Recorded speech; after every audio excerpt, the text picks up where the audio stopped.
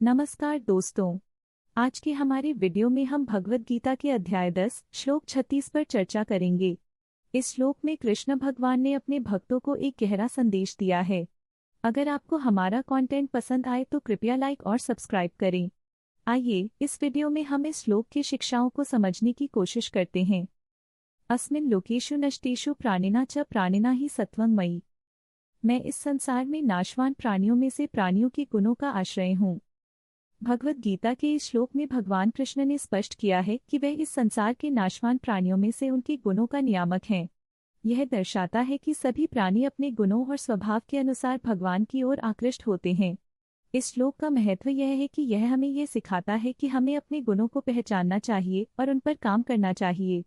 यदि हम अपने भीतर की अच्छाइयों को विकसित करते हैं तो हम भगवान की निकटता को अनुभव कर सकते हैं। एक समय की बात है, एक छोटे से गांव में रामू नाम का एक गरीब किसान रहता था। वह बहुत मेहनती था, लेकिन उसकी फसल हर साल बर्बाद हो जाती थी। एक दिन उसने सोचा, किसान होने के नाते मेरा कर्तव्य है कि मैं अपनी फसल की रक्षा करूं, लेकिन उसके पास कोई साधन नहीं था। एक दिन उसकी मुलाकात गांव के एक ज्ञानी बाबा से हुई। बाबा ने कहा, रामू, तुम अपने भीतर के गुणों को पहचानो। तुम्हारी मेहनत ही तुम्हारा असली धन है। रामू ने सोचा, अगर मैं मेहनत करूंगा तो मैं सफल हो सकता हूँ। उसने अपने खेत में दिन रात काम करना शुरू कर दिया। उसने अपने ज्ञान को बढ़ाने के लिए गांव के अन्य किसानों से बात की और नई तकनीकें सीखी।